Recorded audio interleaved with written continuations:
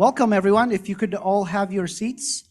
Wow, what a full house. I see some friendly faces here and there, so that's always good to see. My name is Mohammad Obeid. I'd like to welcome all of you to this panel. First, an observation. I look around this room and I see a lot of guests from countries that I personally know value generosity, hospitality, above all else. So my observation is it's just been a true pleasure to watch the Barzinji Institute reciprocate all of that. From everyone, from in every corner of this room, it has just been a genuine pleasure to see that, including your volunteers. Thank you for everything you've done so far to get this to a successful conference.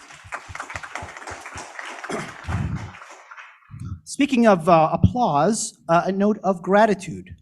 I'm about to share with you two projects that multi-year, multi-institutional projects that transcend geographical boundaries, made possible by the contributions and support, one by the State Department in the form of a formal grant, and another supported by the Center for Islam in the Contemporary World. So I'm glad to see representatives from CICW here. Thank you so much.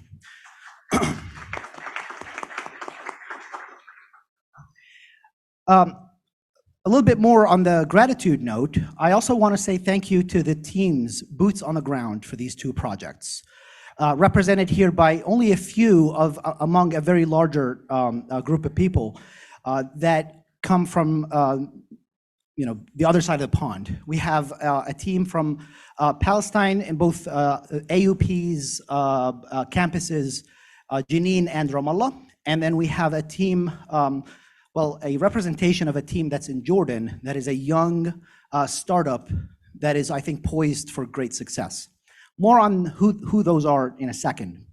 But it has just been a true pleasure to be a part of this, and you'll see here behind me the two projects we're talking about. This is the use of technology, that is immersive technology or virtual reality, to bring training, education, pedagogy, and skill acquisition closer to the user. And doing that requires an entire fabrication of something that exists in our real world.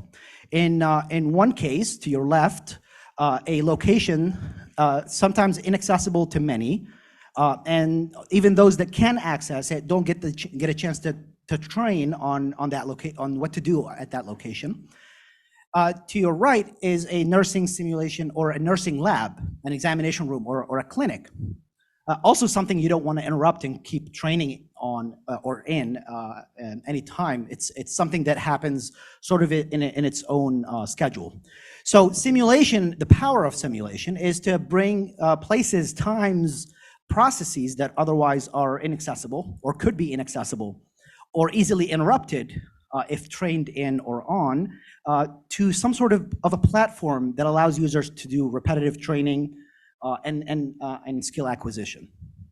So now, if I may, let me introduce who we have here. So first, all the way from Jordan, we have Siraj Studios, represented by its CEO and co-founder, as well as co-founder and creative director, Anas Wahidi and Waad. It's great to have you both here. Thank you.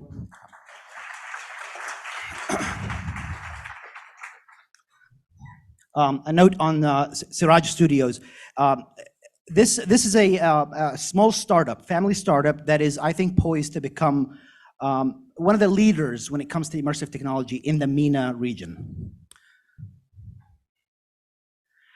And then it's my pleasure to welcome representatives from the American University in Palestine, our partners in crime for some time, Dr. Ahmad Ewais, who's physically here, and Dr. Professor Mohammad Asya, who's not here in person, who was supposed to be here, but then last minute had a change of plans. We've been doing a lot of work in the realm of nursing and simulation for some time now.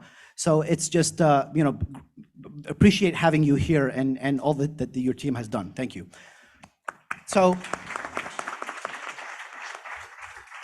in the ways of introduction, or rather, Dr. Asya wanted to be here and couldn't, but he wanted some sort of presence on stage to say a few words to all of you. So allow me to play a short video to that regard.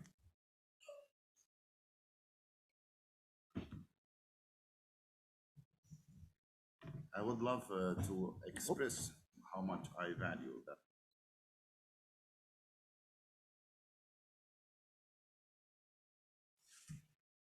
I would love to express how much I value the strong partnership with Shenandoah University over the past 3 years, through which we have completed the first project, and currently we are halfway from the second project for developing virtual reality teaching technology and methodology for nursing students and their learning nursing lab procedures.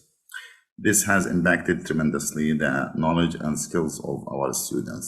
Additionally, the staff and faculty who have been modest in producing this kind of technology and teaching have right now been very efficient in using this technology, developing new scenarios for nurses and other health programs on campus.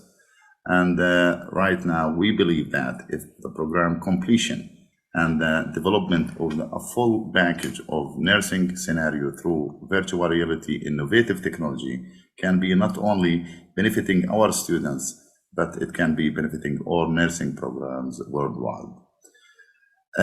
Finally, I would love to address my sincere appreciation to President Tracy and Dr. Mohammad Obeid and Dr. Yunus Mirza, who have been with their teams being very dedicated to the success of this partnership, and without them, nothing had been achieved. I wish you all the luck in your conference, and thank you so much. All right, so with the introductions part done, what I'd like to do next is, here's what I'll say. These two projects are highly interactive or very, very visual. So I can spend a lot of time here trying to describe them to you. What we did instead is we had each team working with us almost produce a short montage that speaks to each project. So I hope you enjoy a short attempt to represent each of these projects. First, let's start with the Pilgrim VR project.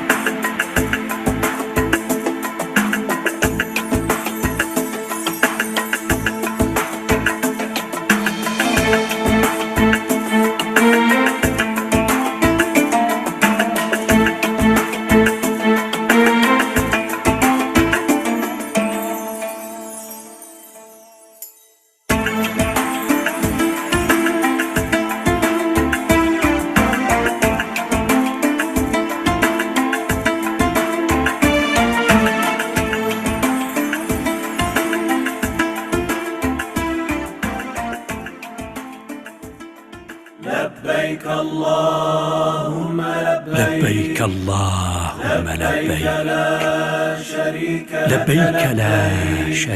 لك لبيك إن الحمد والنعمة لك والملك لا شريك لك.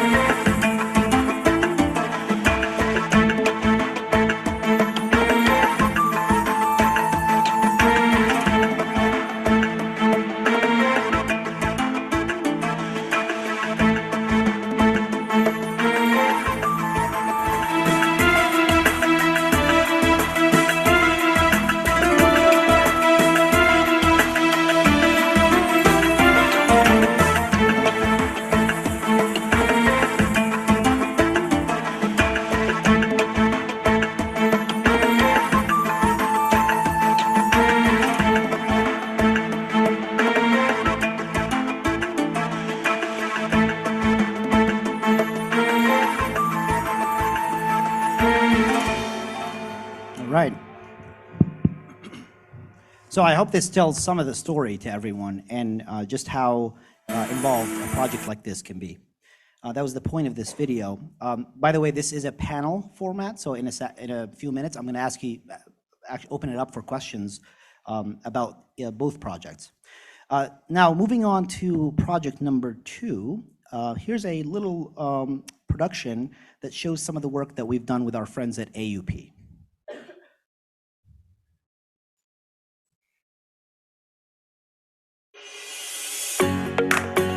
For the last few years, Shenandoah University has really worked to expand its international programs, its international outreach, to incorporate a more global view of the world and education. Professor Obeid had been working on this for a while and was looking for a group that could actually design the project and offered it to us as our capstone project. And he's offered an opportunity to work on this project in Unity to create a nursing simulation for students in virtual reality. In their project, collaborate and cooperate with people with a very different background, different life experience, different part of the world.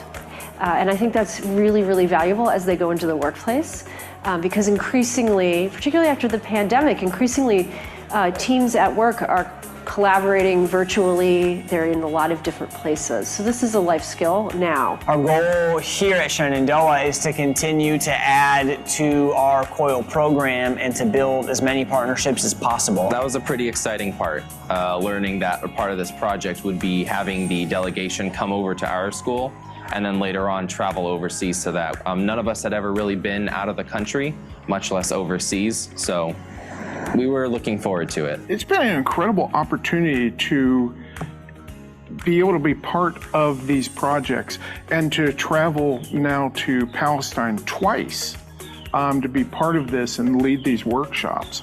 Dr. Asia helped with that a little bit. He helped get that set up. And when he was there, you know, his contributions were super invaluable. These opportunities for the students, both Shenandoah University and AAUP students, to interact with each other and to experience these opportunities has been absolutely incredible. I think what makes a partnership like this work is at least some level of compatibility between the two institutes. And that's what we found at AUP. Shenandoah is a nimble and innovative place, and we're eager to always find places or areas in which we can expand in our own way. And we've actually seen that almost mirrored when working with AUP. We've actually learned a lot of lessons in our effort to internationalize our campus from our friends at the Barzinji Institute. And we look forward to continue working with them and working with more COIL fellows as we develop more partnerships that hopefully bring more opportunities for our students. All right. Oh, thank you. I know everybody's saying, oh, this guy from the video again.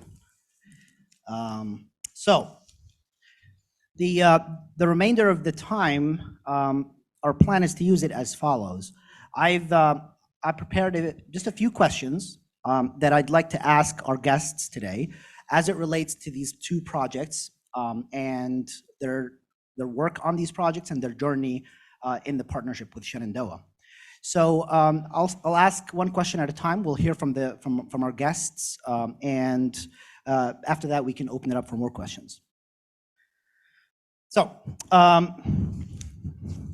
The first thing that I wanted to do is, when I thought about this panel, is try to anchor these two projects in this conference, right? This is a conference on global virtual learning, and it's clear that what we've done in these projects really cross geographical boundaries and create virtual learning and exchange.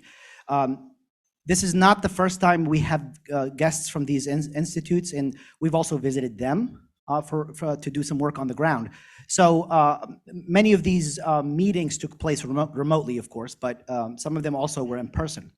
So with all of that in mind, this is our attempt to look back at the past, 2 years now, working together, and try to almost cherry pick some lessons learned that I think the people in this room might find useful or not. We'll see. So here's my first question. So looking back at these months working with Shenandoah and engaging in a partnership with a university in the United States,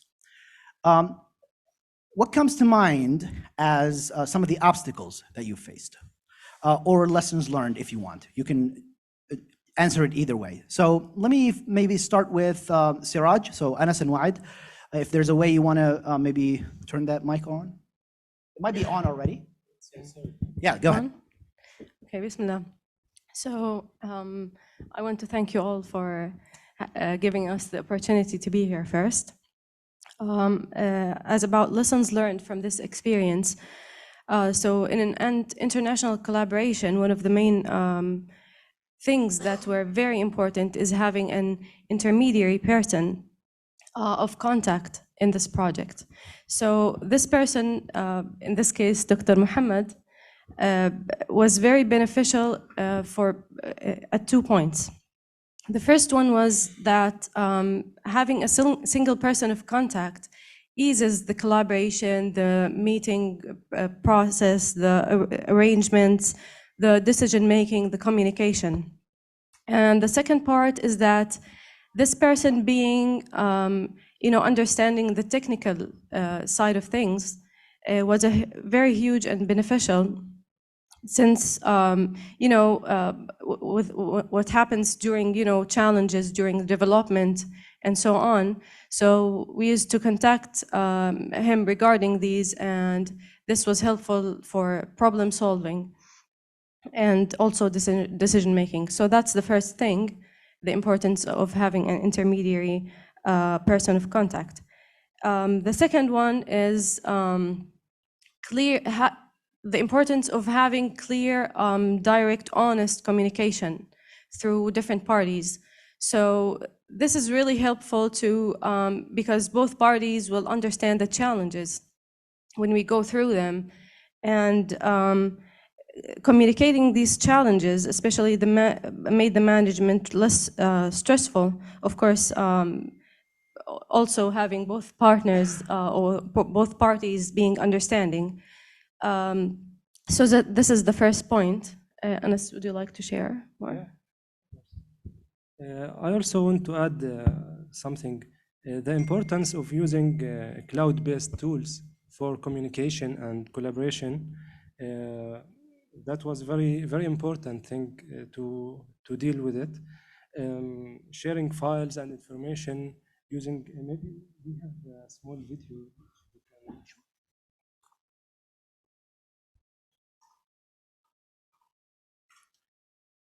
As you will see now, we used virtual tools to present our scripts and scenarios for the team that who work on this project with different backgrounds, and so they can understand it easily. Because there's a icon that has its own presentation. Yes. Because the script and the scenario was very complicated to. So what are we looking at? So this represents what? Represents the training steps and the scenario and the book pages and the steps. Does give us an idea of the size of the project. It's very big. It's a huge project. Okay. All right, so I'll ask the same question to our friends at AUP. Looking back, Dr. Ewais, maybe some lessons learned that maybe people that might want to engage in partnerships like this should keep in mind. Yeah, okay. Thank you, Mohammed, for introducing us in a very informative way. So, and thanks for Shenandoah University, Jeff, Amy, everybody, Bethany, for giving us this chance to be with you. Yunus also, It is pleasure for us actually to be here in Shenandoah University. Well, I will tell you some few words about the journey that we have during the past 2 years, 3 years almost, as we already have a project earlier. So such collaboration project can be successful by considering some different factors. Some of these factors actually is related to the importance of having a real visits between the universities. So between the team, if they can visit each other, then they can really learn more about what they are talking about, what they are representing, what kind of things can be achieved between these. And this is very important to be done in the early of the project. So it can make it also more clear for all of parties that are included in this project. Also, to make a successful collaboration, it's important to have a clear and open communication.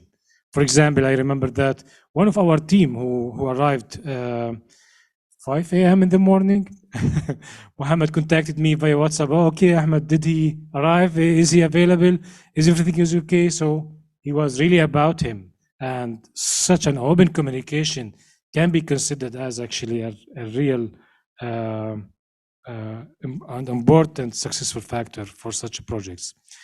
And also considering experience, such experience is quite important to be published in a journal or an articles that can be a conference or in a journal. Why is that? Well, we can share kind of lessons learned from this project with our team and the people who can really be interested having such a collaboration in the future.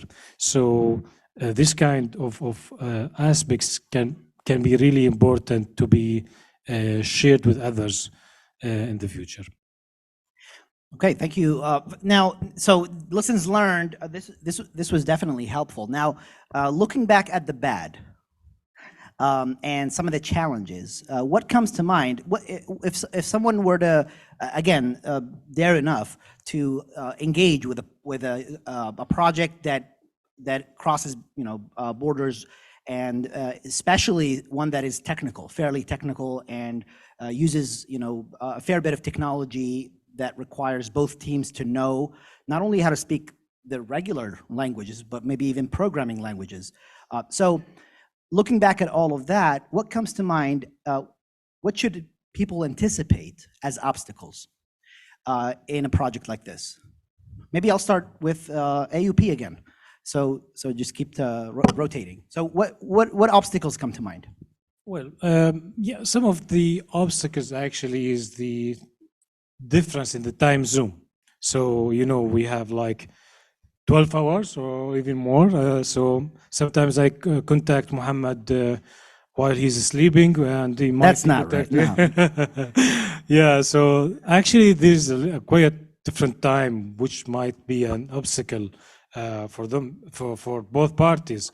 But even though having a different way of communication via Zoom, for example, via WhatsApp, etc., can eliminate such an obstacle somehow. Concerning the cultural sensitivity was another crucial aspect to be considered, actually. So learning about the partners' custom and the work ethics, etc., communication styles, each kind of things can be also important to be considered during this collaboration, so that you can find the solutions and learn more about the others.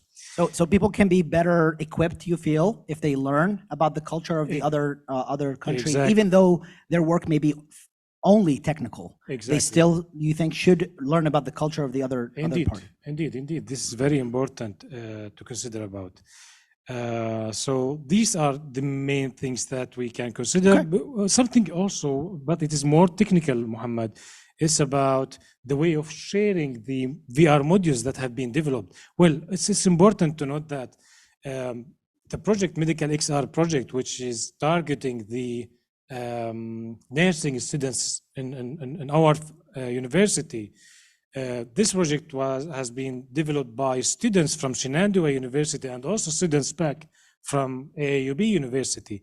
So we distributed some modules, for examples, to develop such VR modules between these two students from the two universities. Both students should talk to each other, contact each other, using some tools for that. Maybe you already know about GitHub or Google Drive or etc. So such tools also help them to make such a communication.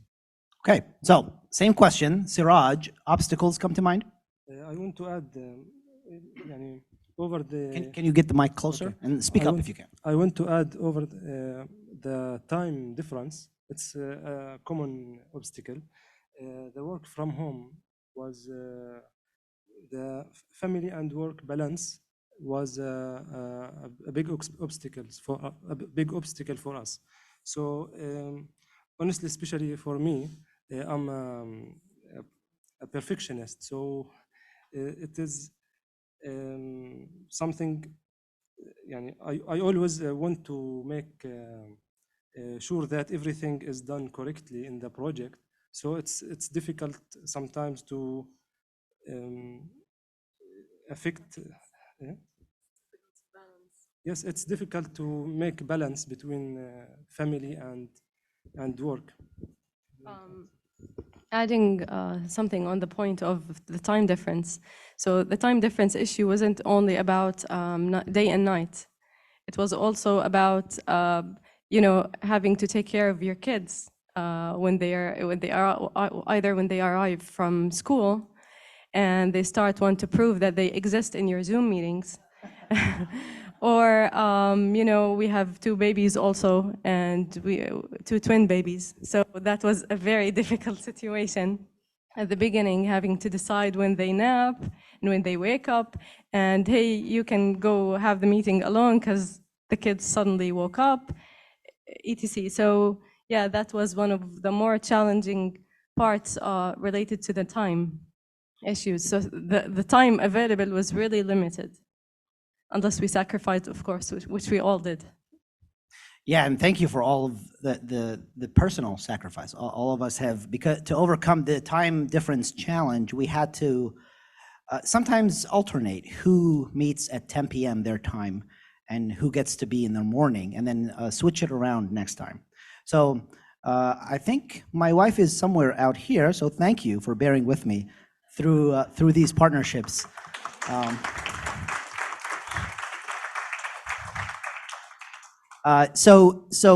right, so I had to make it about me, you know me. So any other obstacles come to mind? Does the project's technical aspect, we don't need to get too technical, but anything related to something got in your way? What comes to mind? Maybe some boulder that you had to move, a big problem that you had to overcome.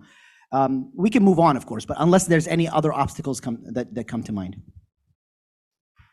Most of the obstacles are technical related, so maybe we can discuss them later if someone had any questions. Okay, great. So then here's my next question. If someone else again is looking to start a partnership like this, how do they stay motivated? Why should they? I mean, this seems like a lot of work, not to mention the technical side, but just making things logistically work seems to be a lot of work. Is it worth it? And to rephrase that, what are some benefits that you've seen so far or anticipate seeing because of these partnerships and the work that you've put into this? Siraj, let's have you start this time. By the way, when I say Siraj, I mean two things. Siraj is the company, but one of the boy in the twin that she mentioned, his name is Siraj. So this is Abu Siraj as well. So both of you, please, go ahead. Okay. For this project that we worked on, Pilgrim VR, it was a very big project. So our team was a small team. So we need to make sure to make this project done efficiently. So we make the team bigger, and That was one of the benefits, and also the growth of the knowledge for each one of our team. That was a good thing. The team had to work like double the amount of work to get into this. So each team member had gained an immersive, an amazing amount of new skills, new expertise. So this was really beneficial on the long time. Also,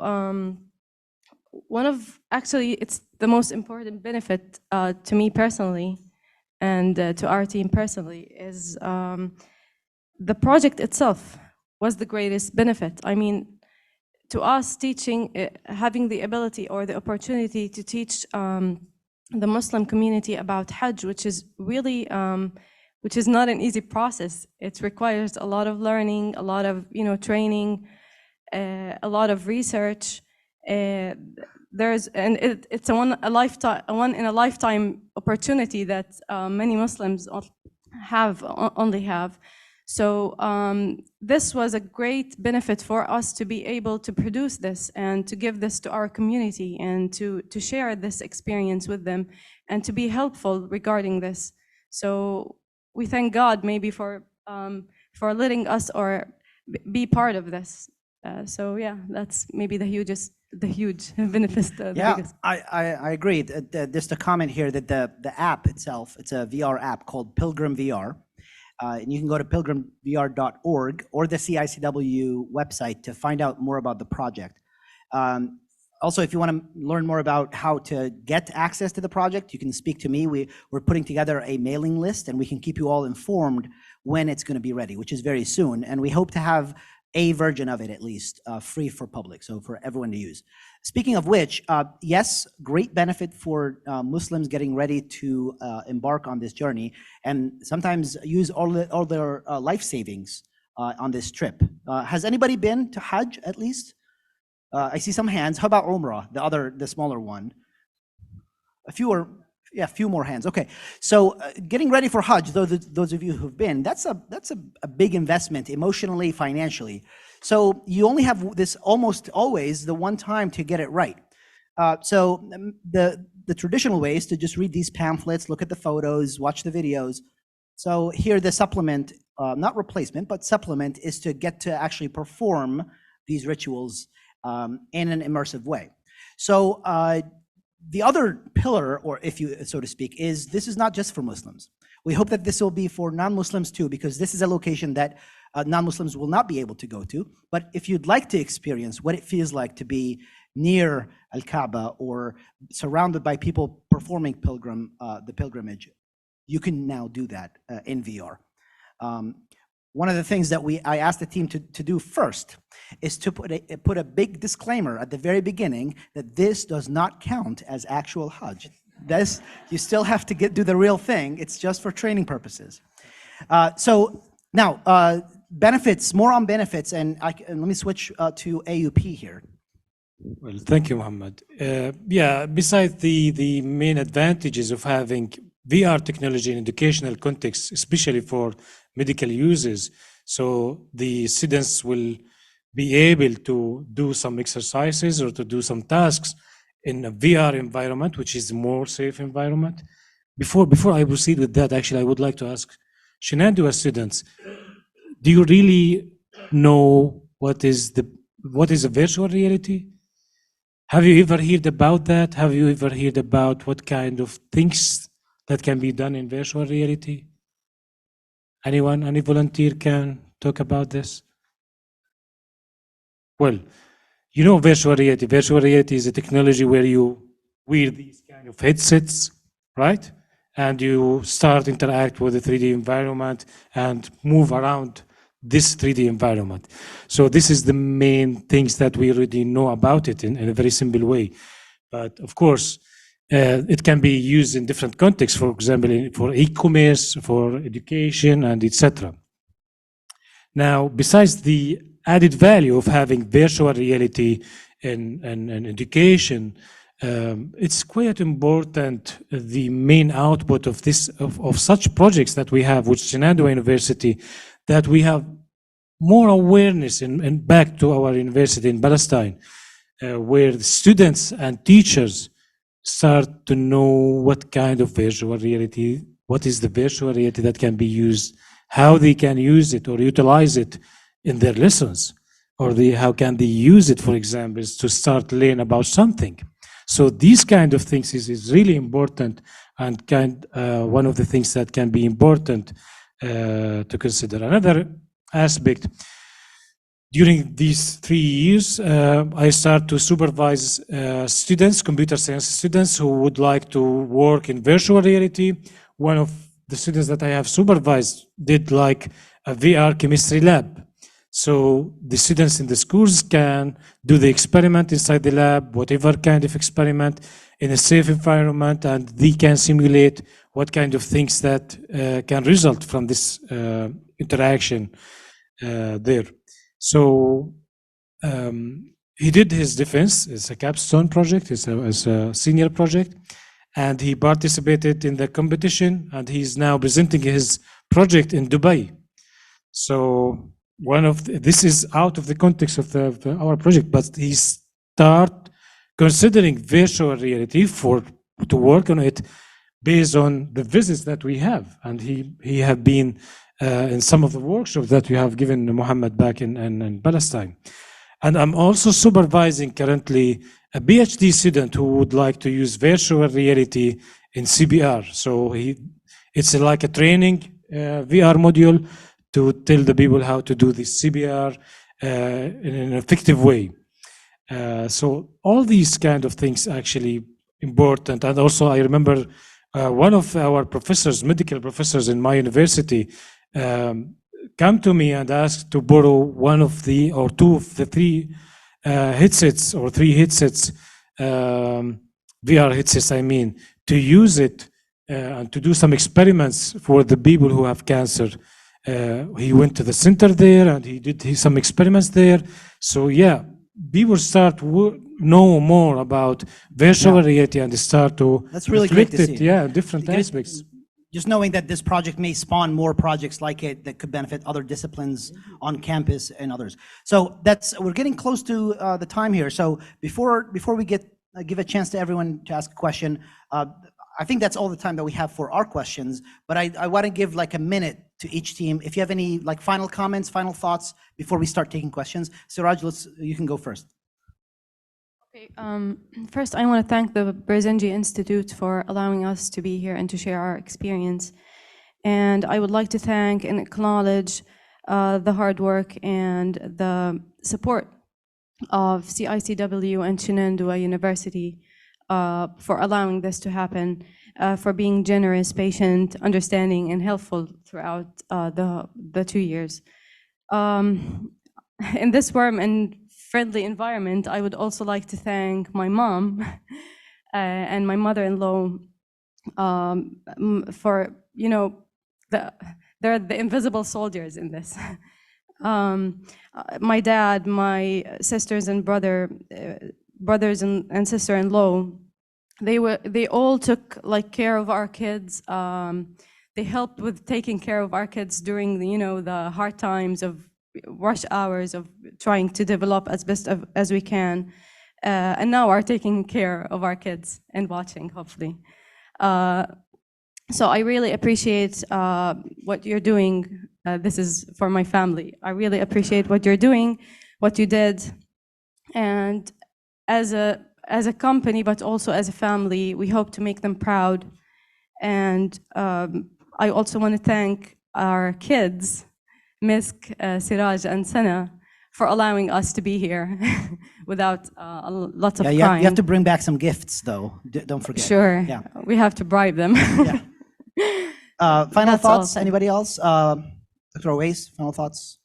Yeah, thank you, Mohammed. I would like to thank you. I would like to thank the audience for your time to be here and to listen for us. I would like to thank everybody in Shenandoah University for giving us this great opportunity to be here with you guys.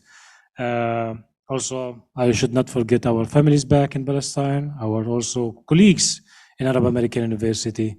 Thank you all. One more thing that I would like to show. So maybe you already know about the Sustainable Development Goals, right? So this is identified by around the world. And based on the project that we have with Shenandoah University, it's a copyright from us, from me specifically. I have did some extension to this SDGs, which is that one of the goals, it is 17 goals, but I have added another goal, is 18 goal, which is contacting Dr. Obeid, Dr. Mirza, and Dr. Asia to make a successful SDGs. Yeah, you are really great guys, and I would like to thank you for everything. Thank you. Yeah, I appreciate that.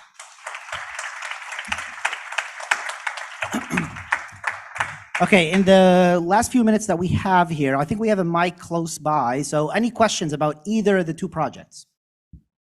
I see one right there.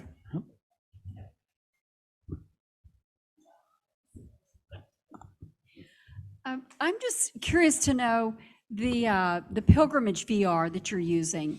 So I'm assuming, well, and I don't know if I can assume anything. It's an app that's going to be downloaded on the phone. Is that so? I know it's something that you said they could experience Hajj, but it certainly doesn't take the place of going to Hajj. But is it an app also that if they go, like it is a training manual, could it be used as they're going through Hajj?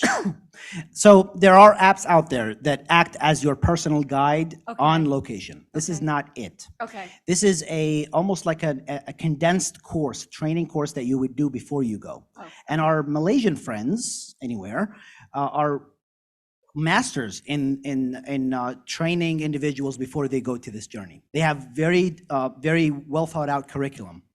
So that already exists in the world, that travel agencies organize seminars and training sessions for those that want to travel and do this. So this kind of complements that. It's the time that you get while you're getting ready, the months leading up to your trip, not during the trip. Okay. Yes. Other questions? Or comments, critiques, complaints?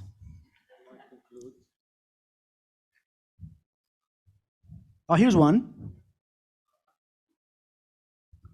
So I'd like to thank you all for this outstanding efforts indeed, and a very interesting topic. So saving lives with the first one, and preserving another good life for the other one. So we have a comment indeed for the Hajj, or a question first. So they said the religion-based steps. You have your own reference? It was referenced in. So I think you need Sheikh to guide you through this journey, step by step. What do you think? This is number one. Number two, because I would like to have another comment. Maybe you can leave it as an open source that people interested from all around the world can contribute. Like I think GitHub and other platforms. I think you so many interested people will be contributing and let's say enhancing each and every part of the project. So this can be a very big project, taking all of this feedback from all over the world. So we can make it more open, I believe. This will be a good step. So it's a twofold question. We have have you done the research on the differences in how the practice, and then a thought about collecting feedback in an open source way? Mm-hmm. So I believe you can answer the second question. However, for the first question, the research, that's a whole different story. It took around, actually it took the 2 full years were full of research and iterating. So the research of this project was really tremendous. It was huge. It was not only researching what different scholars, Muslim scholars say about, the steps of Hajj, which is really complicated, but also there's something called madhahib that were very researched. We tried to, simplify the steps of Hajj. They're very complicated, so we tried to simplify the way into how to teach them, but also not to, remove any important information. So, yeah, that's research was a very huge part, and still to this time, we're still even, asking and making sure that we didn't miss anything. So yes, Yeah, that's the support of CICW has been tremendous here, and then our friends at Siraj in Jordan have been doing their due diligence, collecting scholarly opinions and researching the differences between different schools of thought. But we intend that this app, when ready, will have actually a location where we hope to list some endorsements from scholars. So maybe a scholar in Malaysia, one in Bosnia, one here in the States, so that constituents from these countries know that maybe a scholar from their country has endorsed and contributed to the development. That also speaks to the second question. Yes, we do hope to collect feedback in some way. Open source is a little complicated, but we could do that because one of our intents is actually to make this, or a version of this, free and publicly available for everyone across the world, which is what really distinguishes this work, because there's some work in Hajj and Umrah training that is limited geographically to a certain location, or is B2B, that is business to business, so not available to your everyday Joe. So we hope to kind of change that with this project. Other questions? Here's one back there. Les, okay. It's not so much of a question, but I want to help the students to understand the context. Why is it so important? And thank you so much for having this project. I'm from Indonesia. Indonesia is the biggest Muslim populations in the world. For us to go for Hajj, we practically have to wait for 10 years, basically. And it's very, very, very, very, so how many very for, I need 10 more, very expensive. So if it's not well prepared, and we might, if we miss the steps, it's void. It will not be counted as a good Hajj. So imagine if you have waited for 10 years, maybe more, some actually waited for 20 years. In Malaysia, when the baby is born, they register right away because they know they have to wait for 20 years. So now, imagine if we have waited this many years and we miss the steps and it's void, how heartbreaking it is. So this is very important. Maybe for someone in US, you will not be able to relate. I mean, like for Muslim in US, you may not be able to relate how important these tools is. But for us in Asia, who really, really wait for the moment, it's very, very important. So I really hope that perhaps this will give you some ideas why the Hajj and Umrah is very important to all of us. Thank you. Thank you for putting more emphasis on the work that we already recognize is of great importance, and for adding more context. Because of the proximity of the mic, just a question, Dr. Sinanovic, any comments? Do you want to contribute at all? We don't have to, but okay. So this is what I like about CICW. They sit in the back, they act like they have nothing to do with it, but they're really the biggest supporter in the room. So as we've seen throughout the morning. So with that, I mean, if you have any questions, happy to, please speak to the team. They speak 2 languages, which is great. And, or ask me or speak to me. The Pilgrim VR has a project, has a banner that has a QR code you can scan to take you to the website for more information. But if you have any questions about either of the 2 projects, please let us know. Happy to chat about it. And I just want to end by saying thank you for being such a great audience, and I hope you found this helpful. I appreciate that.